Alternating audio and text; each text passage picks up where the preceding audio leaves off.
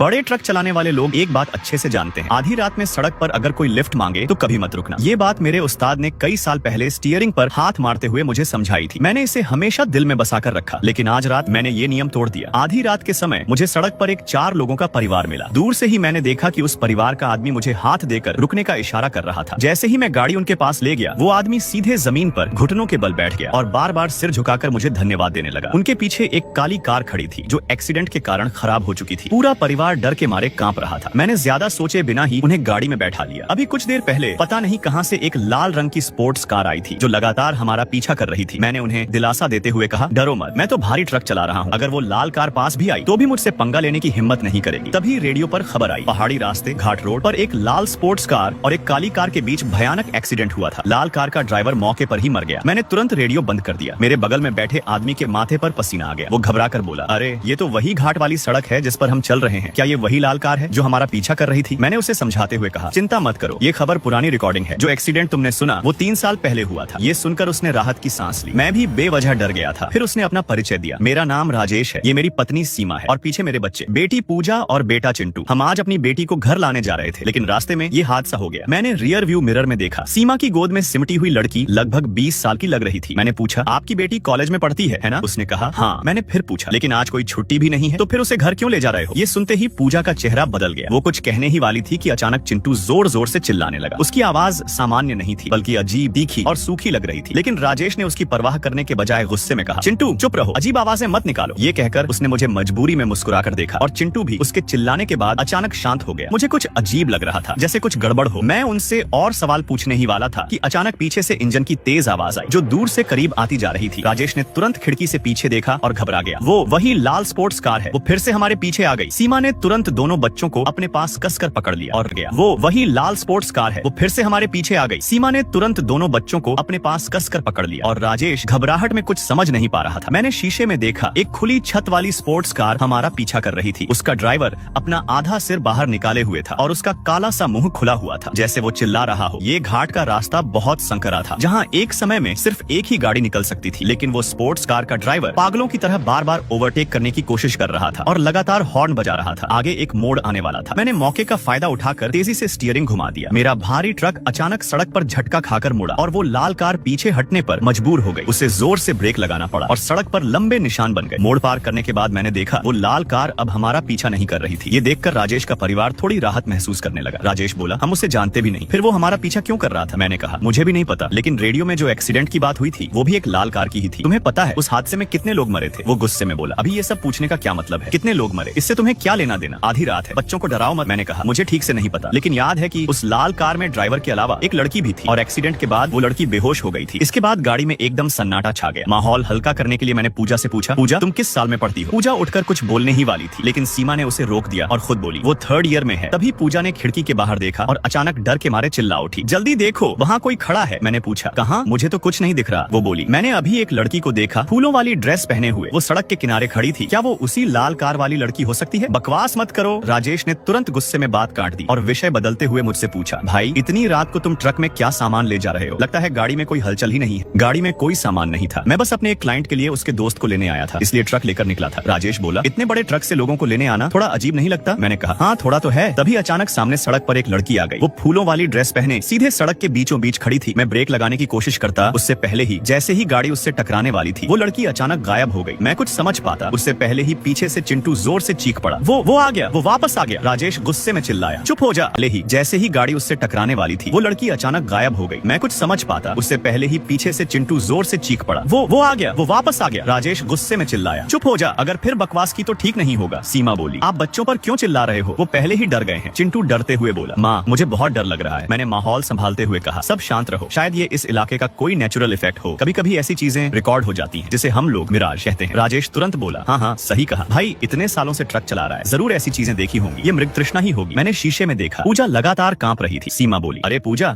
ये मेरी जैकेट पहन ले। जैसे ही पूजा जैकेट लेने लगी, उसने अचानक सीमा के सीने की तरफ इशारा किया और डर के मारे चीख पड़ी, माँ तुम्हें खून निकल रहा है, तुम्हारे कपड़ों पर बहुत सारा खून है। मैंने शीशे में देखा, सीमा के कपड़ों पर कहीं भी खून नहीं था, लेकिन पूजा का डर बिल्कुल असली लग रहा था। राजेश बोला, कहाँ खून? कुछ भी नहीं है, तुम्हारी माँ के कपड़े का डिजाइन ही ऐसा है। क्या तुम डर के मारे पागल हो गई हो? सीमा बोली, हाँ मैं ठीक हूँ, कहीं कोई खून नहीं है। फिर मैंने कहा, वैसे गाड़ी में थोड़ा ठंडा लग रहा है, ऐसा करो लड़की को आगे बैठा देते हैं, यहाँ हीटर चल रहा है, थोड़ी देर देर में गर्मी लगने लगेगी। राजेश बोला, क्या इससे तुम्हें परेशानी तो नहीं होगी भाई? मैंने कहा, अरे नहीं, बच्चे ज्यादा जरूरी हैं। आखिरकार वो लोग मान गए और पूजा को आगे वाली सीट पर बैठा दिया गया। पूजा मुझे देखकर बोली, भैया आप बिल्कुल कहानी वाले भीम जैसे लगते हो, अगर आपकी दाढ़ी होती तो और भी डरावने लगते। मैं हल्का सा मुस्कुराया, अच्छा बहुत लोग ऐसा कहते हैं। मैंने उसे गर्म पानी दिया, लो इसे पी लो, ठंड कम लगेगी। पूजा बोली, वाह भैया आपका कप तो बहुत प्यारा है। वो कप के हैंडल को छूते हुए बोली, ये तो बहुत जाना पहचाना लग रहा है, मेरे पास भी ऐसा ही एक था। मैंने पूछा, अच्छा किसने दिया था तुम्हें? वो बोली, मुझे याद नहीं। इतने में पीछे से अचानक एक हाथ आया। राजेश बोला, पूजा ध्यान से, पानी गर्म है, मैं खोल देता हूँ। उसने जल्दी से ढक्कन खोला और उसमें से गरम गरम खजूर का पानी निकाला। पूजा खुश होकर बोली, अरे वाह, मुझे तो खजूर का पानी बहुत पसंद है। जैसे ही पूजा कप लेने लगी, अचानक मेरी गाड़ी का पहिया किसी चीज पर चढ़ गया। गाड़ी जोर से उछली और कप गिर गया। उबलता हुआ पानी राजेश के हाथ और शरीर पर गिर गया। राजेश ने एक अजीब इंसान जैसी नहीं लगने वाली दर्दनाक चीख निकाली। हाँ! पूजा घबरा गई, पापा आपको कुछ हुआ तो नहीं? सॉरी सॉरी, राजेश बोला, कोई बात नहीं, मेरी ही गलती थी, मैंने ठीक से पकड़ा नहीं, लेकिन पानी बहुत गर्म है, तुम मत पीना अभी। मैंने शीशे में देखा, राजेश की आंखें अब पहले जैसी नहीं थी, उनमें एक ठंडी डरावनी चमक थी और उसके होठों पर हल्की सी अजीब मुस्कान थी, जैसे वो मुझे चुपचाप चेतावनी दे रहा हो। मैंने भी बिना कुछ कहे सीधे उसकी आंखों में देखा।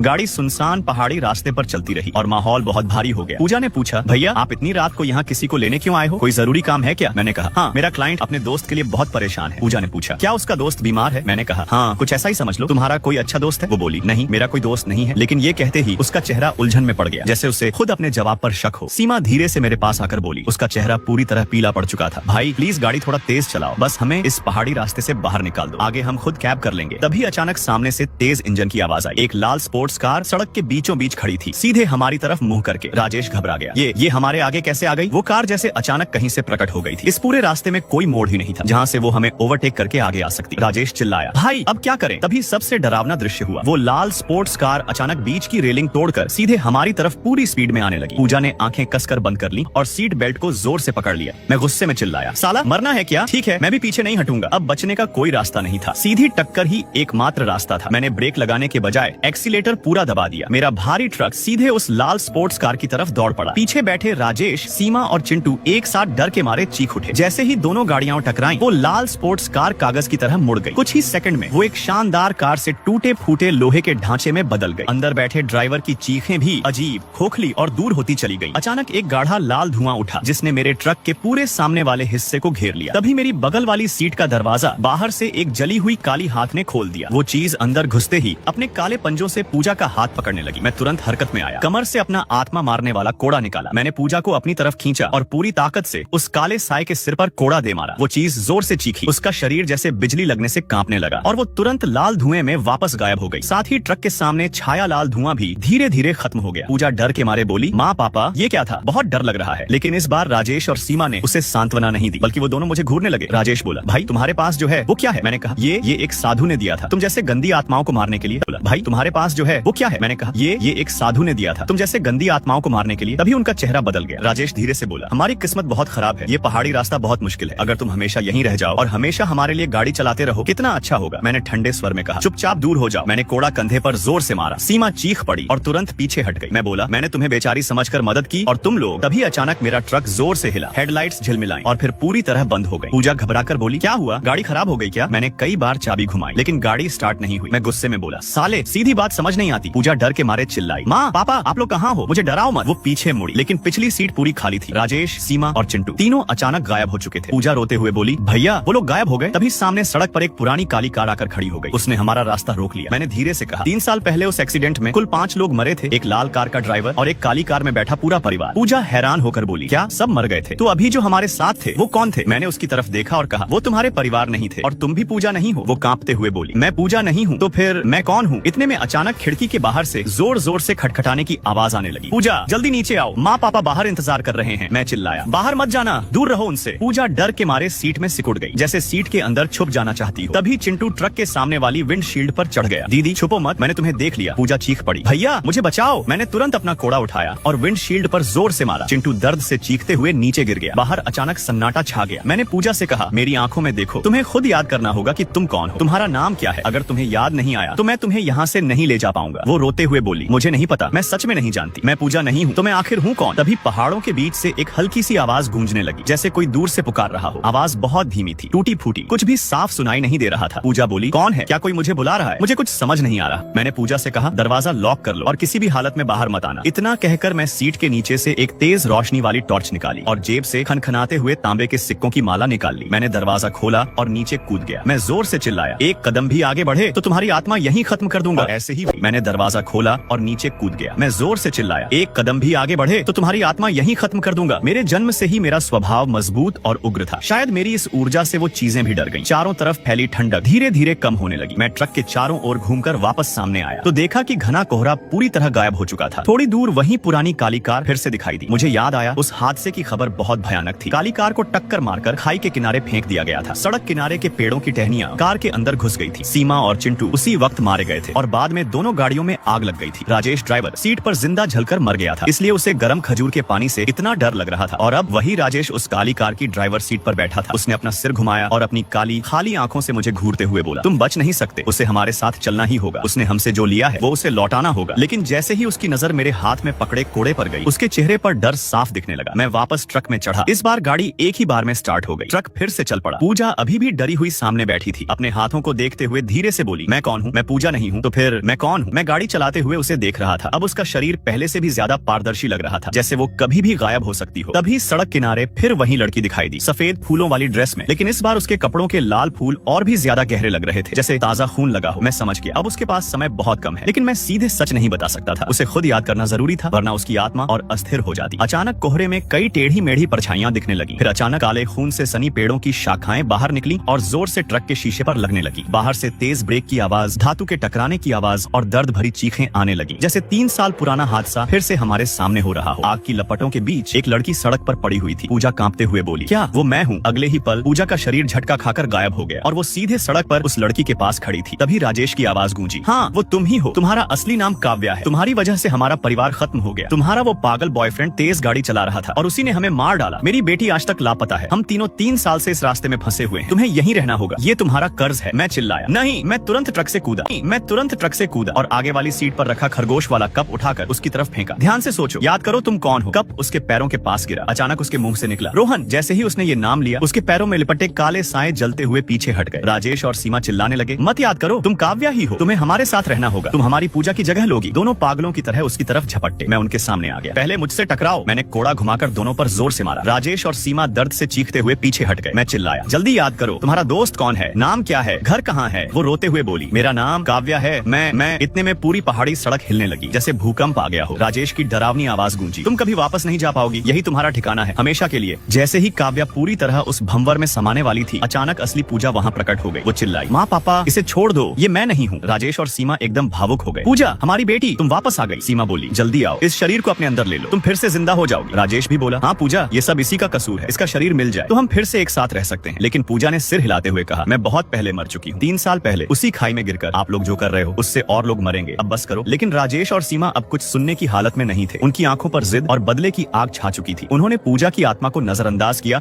और फिर से काव्या की तरफ झपट पड़े। मैं चिल्लाया, बेटी अब सिर्फ तुम ही इन्हें रोक सकती हो। जहाँ तुम्हारा एक्सीडेंट हुआ था वही जगह इनकी सबसे बड़ी कमजोरी है। ये सुनकर पूजा ने तुरंत खाई की तरफ देखा। उसकी आंखों में अब डर नहीं बल्कि दृढ़ता थी। अचानक पूरा दृश्य बदलने लगा। पहाड़ी, सड़क, आग, कोहरा सब गायब हो गया। अब वहाँ सिर्फ अंधेरी गहरी खाई थी। यही वो जगह थी जहाँ 3 साल पहले पूजा कार से बाहर गिरकर मर गई थी। यही उनकी नफरत और दर्द की शुरुआत थी और यही उनकी सबसे बड़ी कमजोरी भी। इस मौके का फायदा उठाकर काव्या ने जोर लगाकर खुद को भंवर से छुड़ा लिया। मैं चिल्लाया, यही मौका है, भागो। मैं काव्या का हाथ पकड़कर ट्रक की तरफ भागने लगा। पीछे से राजेश चीखा, भागने मत देना, मेरी बेटी वापस करो। मैंने तुरंत अपना कोड़ा निकाला और उन तीनों सायों पर जोर से वार किया। तभी अचानक वो फूलों वाली ड्रेस पहने लड़की फिर से सामने आ गई। वो बोली, काव्या जल्दी आओ। काव्या ने उसे देखा और अचानक पहचान गई। रोहन नहीं, ये रिया है, मुझे याद आ गया, मेरा नाम काव्या है। वो बिना पीछे देखे मैंने तुरंत अपना कोड़ा निकाला और उन तीनों सायों पर जोर से वार किया। तभी अचानक वो फूलों वाली ड्रेस पहने लड़की फिर से सामने आ गई। वो बोली, काव्या जल्दी आओ। काव्या ने उसे देखा और अचानक पहचान गई। रोहन नहीं, ये रिया है, मुझे याद आ गया, मेरा नाम काव्या है। वो बिना पीछे देखे उसकी तरफ दौड़ पड़ी। मैं चिल्लाया, रुको। लेकिन तभी अचानक चिंटू कहीं से निकलकर काव्या के पीछे झपट पड़ा। मैं बहुत दूर था, उसे बचा नहीं सकता था। जैसे ही चिंटू उसे पकड़ने वाला था, आखिरी सेकंड पर काव्या ने रिया का हाथ पकड़ लिया और उसी पल काव्या की आत्मा उस दुनिया से निकल गई। राजेश चीखा, मेरा बेटा। चिंटू पागल हो गया। अब वो अपने ही साथियों पर हमला करने लगा। अब राजेश और सीमा की नजर मुझ पर पड़ी। ये सब तेरी वजह से हुआ। राजेश वापस उस टूटी हुई काली कार में बैठा और पूरी स्पीड से मेरी तरफ गाड़ी दौड़ा दी। मैं ट्रक तक पहुंच ही नहीं पाया। आखिरी समय पर मैंने रेलिंग पार की और खाई की तरफ कूद गया। मैं नीचे गिर ही रहा था कि अचानक किसी ने पीछे से मुझे धक्का दे दिया। मैंने पीछे मुड़कर देखा। वो मेरा पुराना दोस्त अमित था, जिसने जिंदा रहते मुझे बर्बाद कर दिया था और अब मरने के बाद भी मेरा पीछा नहीं छोड़ रहा था। मैं गुस्से में बोला, साला यहाँ भी धोखा दे दिया। लेकिन मैं इतनी आसानी से मरने वाला नहीं था। मैंने जल्दी से हाथ बढ़ाया और चट्टान से उगी घास को पकड़ लिया। मैं अब खाई की दीवार दीवार से चिपका हुआ था। जैसे छिपकली पत्थरों और पेड़ों की टहनियों का सहारा लेकर